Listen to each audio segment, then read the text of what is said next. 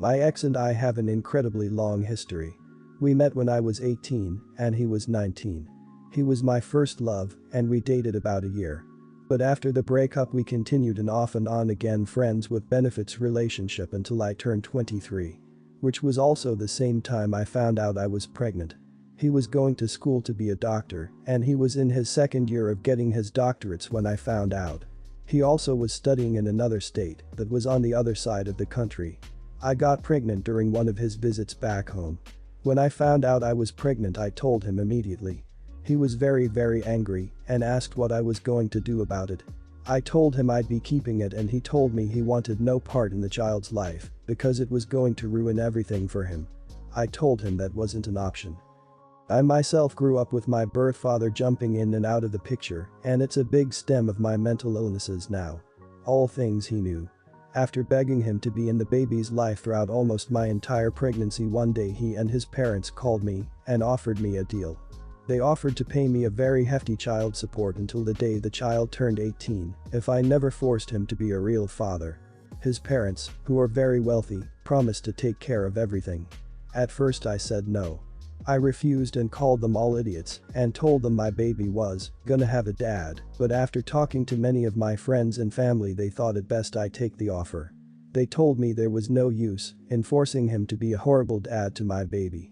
I finally agreed about 8 months into my pregnancy. I took sole custody of course. It's been 7 years and I had a beautiful baby girl that I love more than anything on earth. Every single month I get a check and not once has it ever been late. I haven't seen or talked to my ex since the day he handed me the first check. Until about a week ago. I get a call and it's my ex. He tells me he wants to take joint custody of our daughter. The daughter he has never met in his or her life ever. I was infuriated and told him no. He told me that I can't just say no because he's gonna take me to court where a judge will decide. I was crying and screaming and asking why he was doing this. He told me he was sorry, but he's ready to be a father and he wants to be there for our daughter. When I told him I was going to fight him with every fiber of my being to make sure he got nothing, he told me I was being ridiculous and I need to grow up. I've told my family and friends and almost all of them have told me I need to give him a chance and that I'm just being an idiot. The only person that agrees with me is my mother who watched me get torn apart by my father's constant jumping in and out of my life when I was a child. I know that this is going to be a hard fight and ultimately it is the court's decision, but I just feel like I need to fight this. Am I the idiot for being so against him getting any custody? Not the idiot. But as someone who works in child welfare and mental health, I see a lot of family transitions that involve no contact orders and the like. I can assure you that the day will come when your daughter has questions about her biological father and it will be very, profoundly hurtful for her to hear that he wanted to be in her life and was denied the chance. Moreover, it's 2021, how long do you think you can keep her from looking for his side of the story herself, via social media or other technology? Another 5 years, maybe. Even if you miraculously police her and keep them apart until she turns 18, there's nothing you can do to stop them from connecting at that point.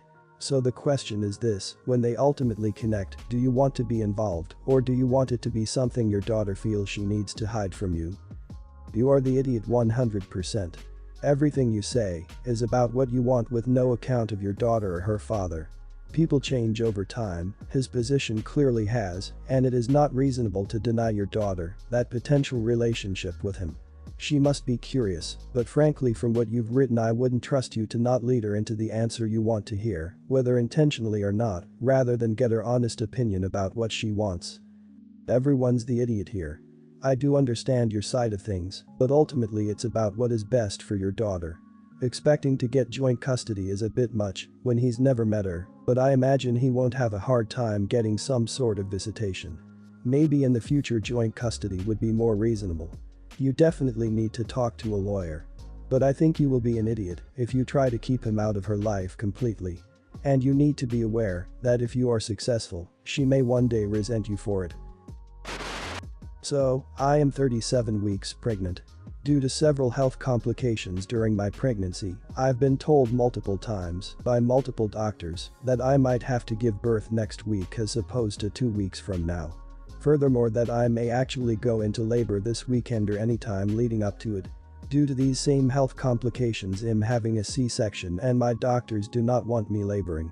So should I go into labor, they are most likely pushing me through as an emergency C-section. My husband knows all of this. However, he is holding on to the 2% chance they gave him that the baby could last the 2 weeks. His sister is also pregnant, 4 weeks behind me, and her baby shower is this weekend. It will be over an hour away and that's without traffic. So weeks ago I declined for both of us because it didn't seem like a good idea. Well, despite having a long conversation, the shower, 2 days away, has come up again. It turned into a fight as there are multiple reasons that should I go into labor, it's just a bad situation for him to be that far away. I would list them all, but character limit. Husband wants to go and support his sister and see his family. And says I'm keeping him on a short lease for something that probably isn't going to happen. I told him maybe he's right and nothing happens. But said should he choose to go and choose to take that risk, that should I go into labor he would most likely miss the birth or be extremely late. And if he makes that choice, then I would give the baby my last name, my maiden name, versus his family name. Husband said, I was an idiot for keeping him hostage and I'm always planning for worst case. And that my thoughts are going to trigger labor more than anything. I said if he chooses to not be a part of this, should I go into labor, why should the baby bear his name when he would fail on his duty as a father? He has been silent and moody since. Only talking when absolutely necessary and saying that I'm trying to take everything from him. So, am I the idiot? Not the idiot. I have had several emergency C-sections.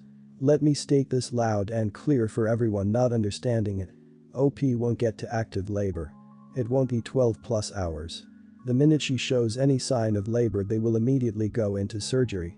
An hour will not be enough time to get to the hospital, get scrubbed in, and be there for delivery. In fact, dad will be the lowest rung on the ladder, and if he's not there when mommy is wheeled in, he won't be taken in.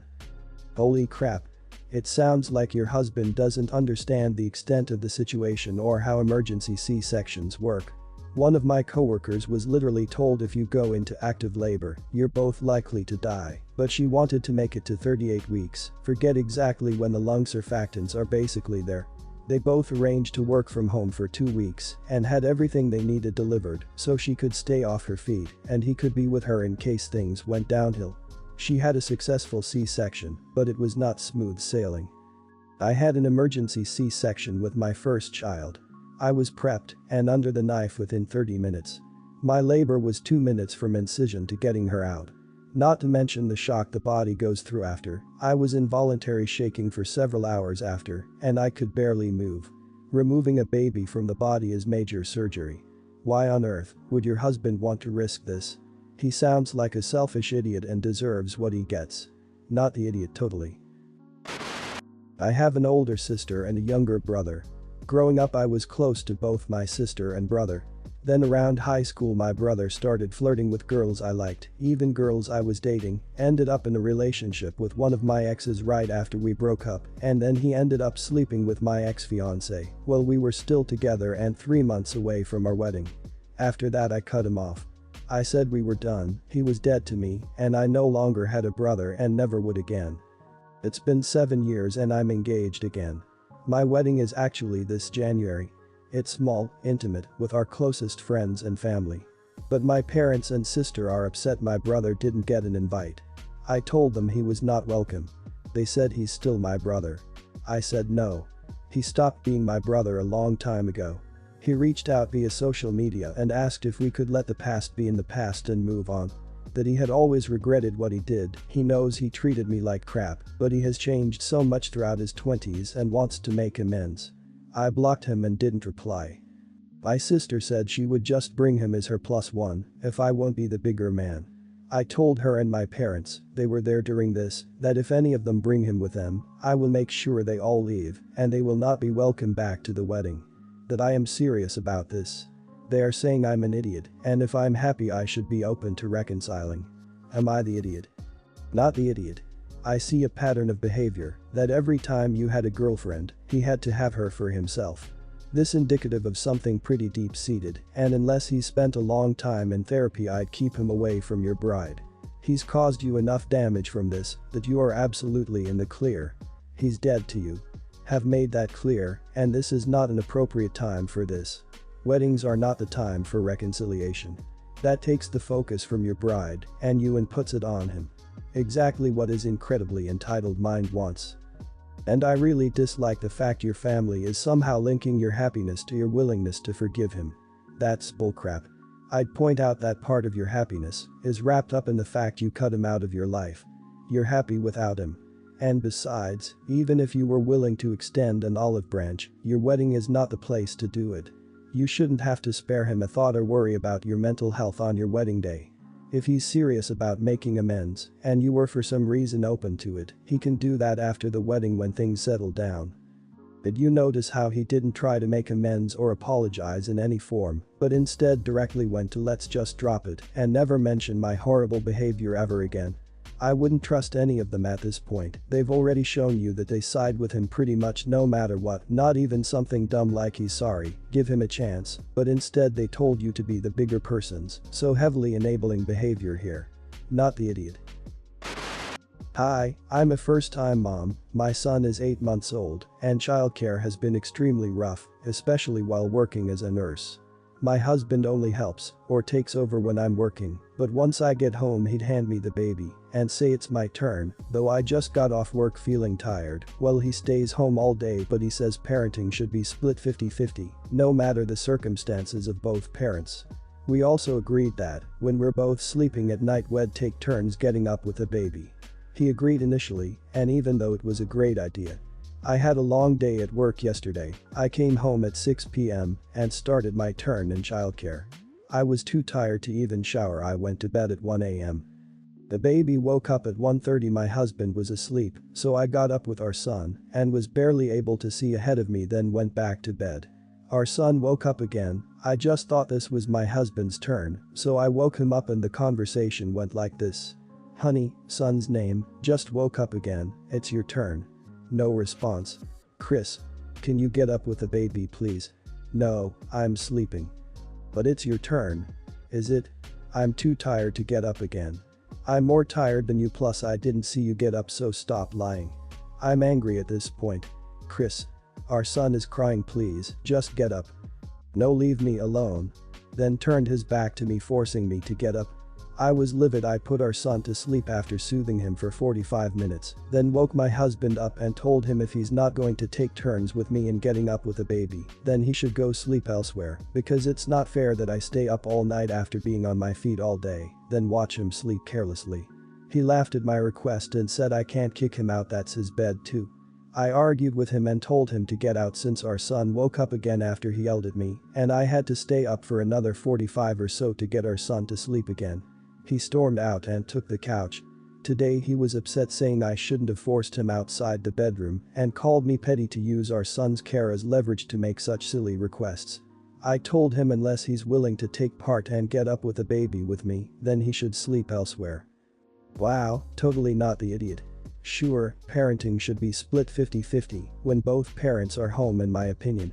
Childcare should be seen as work as well, but that only means that when you are at work, he is too if he is home with a baby, so that evens out. And if he is not willing to help as agreed during the nights, then he might as well sleep somewhere else. I would have been livid if my husband said those things to me. Not the idiot. I was a stay-at-home mom. Getting up in the night was my responsibility because my partner had to get up and work the next morning. Thankfully I sleep-trained my kids and they were on a schedule and ate and slept very well and at convenient times. If you are the breadwinner, your husband needs to have the baby bathed and fed by the time you get home, so you can have a cuddle, and the baby can be in bed by 7, so you have a chance to unwind and have some adult time. You should alternate full night sleep with each other instead of interrupting both of your sleep cycles. My agreement with my SO was, I got up on weeknights, Sunday night through Thursday night, and did daytime childcare because I work evenings and could nap when he did. My SO would get up with him on weekend nights, Friday and Saturday, and would also let me sleep in some those days. It worked for us, even with the bumps in the execution. I, 14, and my mom are currently staying with my aunt. I have a Beagle mutt and a Chihuahua mutt that my mom and I got from a rescue 5 years ago. I went through some pretty rough stuff after my dad died, and my therapist recommended having sessions with a therapy dog. It went really well, and then my mom surprised me with a trip to a shelter. They were together, and we didn't want them to be split up. We moved in with my aunt 3 weeks ago. My cousin is 11 and autistic. He does have a service dog, but she's not trained at all and is really just a bit much. The first night I spent with my Kai in my arms the entire time because she wouldn't stop jazzing her. My beagle went through minimal service dog training after we got him just so he could come to therapy and some doctor's appointments with me. He's still really good with tasks. My cousin's autism can be pretty severe, and my dog has been pretty intuitive with his emotions. Definitely not tasking fully, but if he thinks he's in distress he'll find someone. My aunt thinks he's a gift from God or something. My mom has been trying to ward her off, but she's not here a lot. My aunt has basically been asking to swap dogs because my cousin needs him more. Initially I was really angry. I've done all his work, my 2 dogs are super close, and he's really not that bothered with my cousin. But it's been a few weeks now, and I am noticing how much calmer and happier my cousin seems. I've taken to training his dog for him, so maybe she'll be of more help, but she has zero interest in tasking, and my cousin really loves my dog. I was starting to feel guilty, and then my aunt got even more insistent and even said she would buy me a beagle puppy if it would make me feel better about it. I was getting really tired of her pushing and asked why she didn't just get off me and train her own dog. She got mad and explained that her son needs a very particular type of dog for his autism, and my dog ticks the boxes. And I don't actually need my dog anymore. I got angry at that point and told her I don't care about his autism or his needs, and that my dog is mine and he'll be staying with me until he dies. She sent me to my room. I made a point of calling both my dogs to come up with me, which led to her punishing me with no dinner. When mom got home she was livid and they had a huge fight. My cousin came to tell me that he hated me for taking the dog away, and I felt awful. I know I'm the idiot for cussing and what I said, and I'm not really sure if I'm in the wrong for not wanting to give him my dog. He does need pup more than I do, technically, and he is really helping him, but I don't want to give him up. I don't know if that's selfish or not. So, am I the idiot for not wanting to give him my dog? Not the idiot at all. I can see that you might be feeling guilty for wanting to keep your dogs, however, it is completely unreasonable for your aunt to take your dog away from you. She might as well just buy a trained service dog for your cousin, especially since she offered to get you a beagle puppy. I find it quite disturbing that your aunt is treating you that unempathetically. Dogs become a part of your family. Apparently your aunt doesn't feel that way towards their own dog. In my opinion, she wants to take the easy way out and doesn't want to put the work into her own dog. She's lazy. She is the one that's selfish, and therefore she is the idiot. They haven't been training his dog to be the emotional service animal he needs. What's to say that they'll keep up the training you do when you're no longer living with them? I'm sorry for your cousin, because it seems like he's been put in the middle of this by your aunt, but if they want a dog that's better trained to help him, they either need to train their own dog or pay someone to do it. You may not need your dog for emotional support anymore, but that doesn't mean you don't love him as your own. It's not at all fair for your aunt to try to make you give him up. Honestly, some dogs just don't serve as dog material and can't be trained for it, or don't pick it up when they are being taught. That might be the trouble with the cousin's dog. They may have just gotten a dog that isn't suited for being a service dog. Watch out for your dogs though, the entitled aunt might pull something, but because your dog is well known in town, it sounds like you will have backup if she does.